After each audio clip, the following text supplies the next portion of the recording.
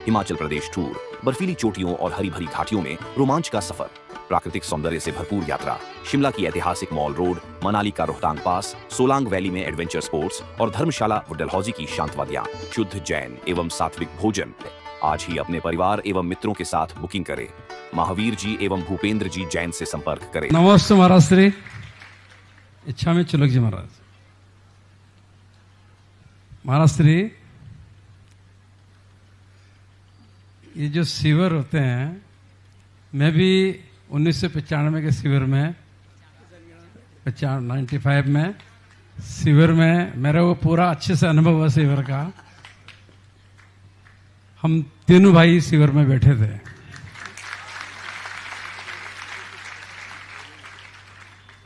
महाराज जी, छोटी छोटी जगह इतने बड़े बड़े शिविर लगते हैं। हमारे किशनगढ़ में भी शिविर लगा था।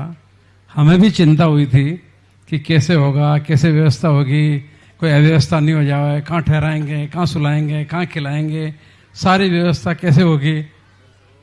और यहाँ अशोकनगर भी कोई बहुत बड़ी जगह नहीं है, पर हमारे किशनगढ़ से भी बड़ा शिविर यहाँ, वहाँ तो 3,500 आदमी थे, यहाँ 5,500 है। तो ये इन लोगों को भी यहाँ चिंता हुई होगी निश्चित रूप से। और फिर भी, और शिवरार्थियों को भी कोई छोटी मोटी दिक्कत आती है, लेकिन फिर भी इतने बड़े बड़े शिविर से आनंद निर्विघ्न संपन्न हो जाते हैं। और शिवरार्थी भी किसी तरह कोई कंप्लेंट नहीं करता है। इसके पीछे क्या राज है, वो राज बताएं महाराज आप।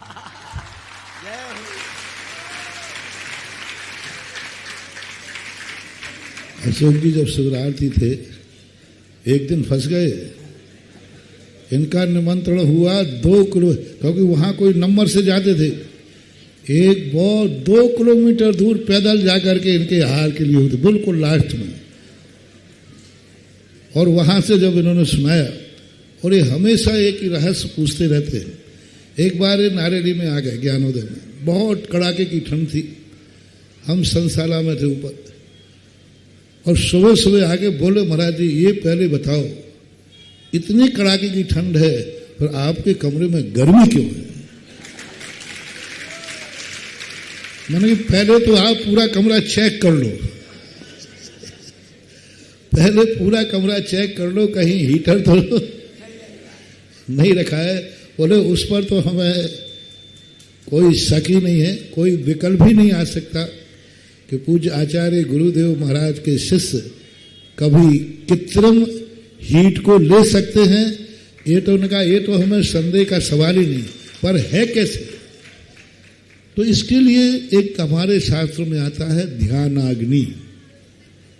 ध्यान को अग्नि की उपमा दी है। साधु जब सामायिक या ध्यान में एकाग्र होकर बैठता है, तो उस समय उसकी एनर्जी अपने आप, बाहर की, अंदर की तो है ही, बाहर की भी एनर्जी डेवलप हो जाती है। ध्यान में एक ऐसा ध्यान होता है, ठंड के दिनों में भी पसीना आ सकता है। तो इसी प्रकार ये रहस्य जो है शिविर की सफलता के लिए, किसी भी कार्य करने के लिए, आप धन में कमाने में निपुण हैं तो आपके अंदर एक विल पावर है। रिस्क लेते हैं आप, और रिस्क लेकर के करते हैं, नहीं करो। और उस रिस्क लेने के बाद आपके मन में भाव जागता है कि नहीं, इसको कैसे सफल करना है, और सफल होते हैं, हो रहे। ऐसे ही हम लोग जब लेते हैं तो अपनी कुवत देखते हैं कि क्या हमारी कुवत है कि इतने शिवरार्थियों के हम मानस पलट देंगे, इतने शिवरार्थियों के लिए हम अनुशासनबद्ध कर देंगे। ये शिवरार्थी रात रात भर मौन रह जाएंगे। ये शिवरार्थी जहां मां की बनी हुई रोटियों में 17 नाटक करते हैं, मां की बनी हुई रोटियों में भी 17 नाटक करते हैं। ये बच्चे वहां 8-8 साल के बच्चे, गजब, इस बार तो गजब ही था। 8-8 साल के बच्चे वही आसन, और मैं उनके लिए पूरा घरों में दिखवा रहा था, बिल्कुल नीची गर्दन करके और खा के आ जाते थे। तो इसके लिए साधु को खुद अपना पावर देखना चाहिए।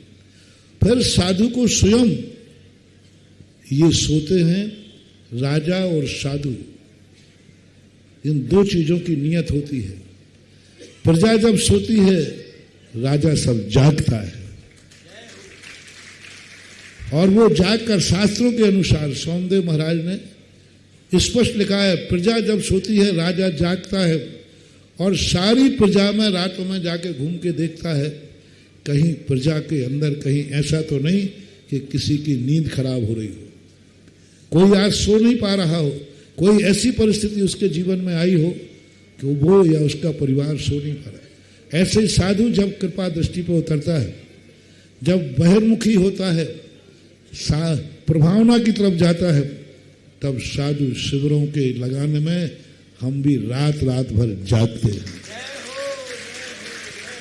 ये शिवरार्थी जब वहां जाते हैं, हम सोने के पहले जितना भी सोते हैं उसके पहले उस पूरे एरिया का ध्यान करते हैं जिस एरिया में शिवरार्थी वहां दरी पर सोकर घर्राटे ले रहे हैं, और उसका ध्यान करके उनको रैखी देते हैं, और उनकी रैखी को अंतरंग भावना से देते हैं कि हे भगवान, ये शिवरार्थियों का ऐसे कोई जीवन में कुछ घटित ना हो जो उनके लिए दुखदायी बन जाए। तो ये सब भावनाएं, साधनाएं और एक लगन के ऊपर भी आश्रित होते हैं। बाकी सब, अभी मैंने शिविर के पहले कहा था, जिस शिविर के लिए पूज्य गुरुदेव आचार्य विद्यासागर का आशीर्वाद हो, उसके लिए मुझे सोचना ही नहीं।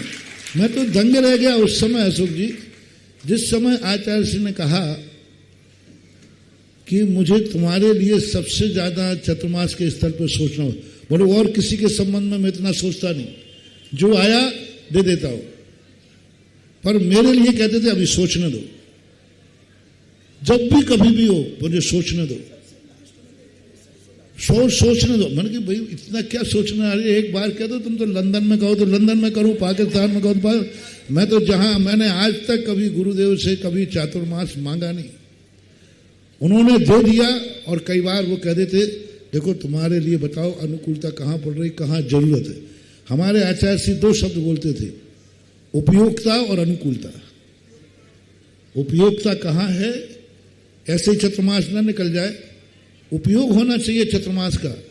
उपयोगिता कहां है और अनुकूलता कहां है, ये कभी कभी। तो मैंने कि महाराज जी इतना क्यों सोचते हो? बोले तुम्हारे लिए सोचना पड़ता है शिविर के कारण। और मैं आश्चर्यचकित रह गया, शिविर के कारण सोचना पड़ता है। तो मैंने कहा गुरुदेव मैं शिविर बंद कर दूंगा, आपको शिविर के कारण इतना सोचना पड़े, मैं शिविर ही बंद कर दूंगा। बोले नहीं, बंद करने के लिए नहीं सोच रहा हूं, ये शिविर समाज को कितना संस्कारित कर रहा है मैं देख रहा हूं, इसको बंद नहीं करूंगा। मैंने आचार्य से कहा कि यदि आप ऐसे कहते हैं, सोचते हैं, तो मैं बंद कर दूंगा, आप क्या को टेंशन करते हो? मैंने कहा नहीं, बंद नहीं करना, शिविर को कभी बंद नहीं करना। इससे 10 दिनों के संस्कार जो पढ़ रहे हैं हमारे खुद ज्ञान में आ रहा है। इसलिए मैं तो इसलिए सोच रहा हूं कि कहीं इतना बड़ा शिविर लग सकेगा कि नहीं लग सकेगा। तो जिस शिविर के लिए पूज्य गुरुदेव ने सोचा हो और उन्होंने वरद हस्त दिया हो और उन्होंने कहा हो कि नहीं बंद करने की नहीं कह रहा हूं, उस शिविर के संबंध में मैं क्या सोचूं, वो सोचेंगे, वो सोचते हैं, वो सोचते थे और अभी भी सोच रहे होंगे। वो सारी सफलताएं, मैं तो कहता हूं हमारे जीवन में जो कुछ भी विकसित हो रहा है, जो कुछ भी मैं कदम बढ़ा रहा हूं, जो कुछ भी चाहे शिविर हो चाहे, उस पर पूरा का पूरा श्रेय मेरे पूज्य आचार्य विद्यासागर गुरुदेव को जाता है, क्योंकि उन्होंने सदा हमारे लिए अनुकूलता प्रदान की, सदा परेशानियों को दूर किया। मेरे तो उपसर्ग विजय दूर करने वाले गुरुदेव का आशीर्वाद ही था। सदा उन्होंने एक ही बात कहा, तुम विकल्प मत करना। कभी कहता था किसी का मेरा आशीर्वाद है, जाओ सब ठीक हो जाएगा। कई बार मुझे विकल्प, महाराज जी ऐसे कैसे होगा? बोले आशीर्वाद है ना, विकल्प मत करो, ये कह देते थे, बस सब काम हो जाते थे।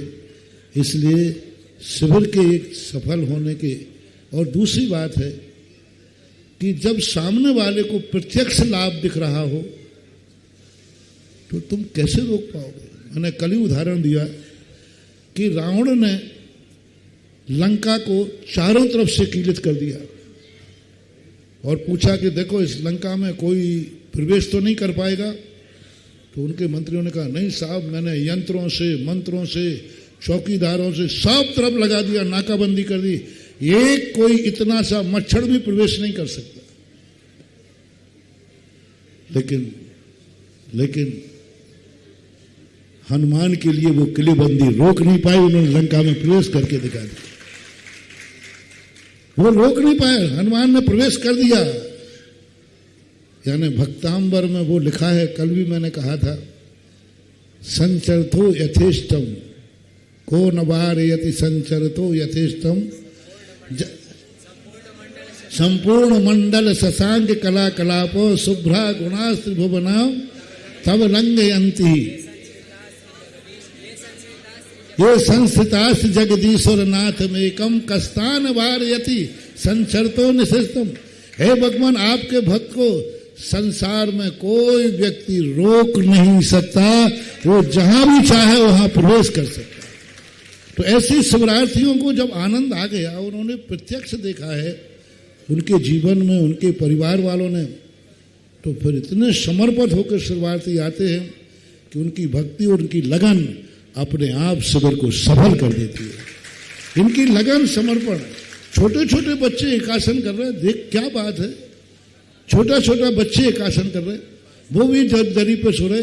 86 साल का वृद्ध भी वही क्लास पढ़ रहा है, 8 साल का बालक भी वही क्लास कर रहा है, 40 साल का वृद्ध भी एकासन कर रहा है, 8 साल का। ऐसा कहीं साम्राज्य देखा कोई कॉलेज में कि 8 साल और 86 साल की सबकी एक ही क्लास। तो इनका समर्पण, इनकी लगन, इनका उस समर्पण ग्रहण करने के भाव से ही अपने आप शिविर सफल हो जाता है। ये 3 कारण हैं। नमस्ते महाराज श्री। आज राज आपने खोल ही दिया कि आपके पीछे आचार्य श्री है, इस वजह से ये सफल हो रहा है। आज भी है, कल भी थे। नमस्ते।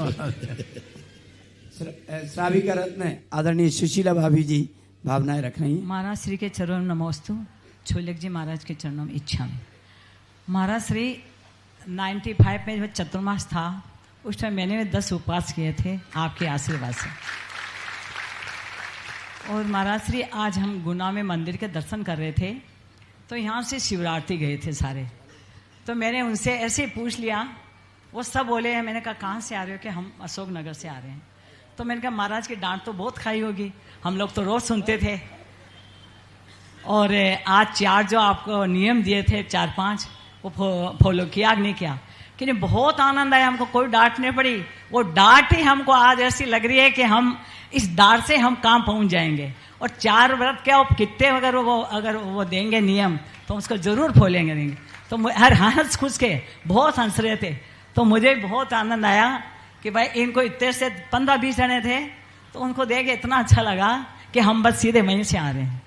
मस्त महाराज जी ऐसे आशीर्वाद दे दो सबको कि ऐसा अभी नहीं, आने वाले टाइम में अशोक नगर का शिविर हुआ, ये और पीछे रह जाए। वो तो अपना नियम ही है। जितने अशोक नगर वालों को है, इनको साल भर अपने गुण गाने न दो, अगली साल निपटा देंगे इनको। क्योंकि अभी ललितपुर वाले गुण गाते थे। ललितपुर वाले कहते कि मेरे जैसी आगवानी कर ही नहीं सकते।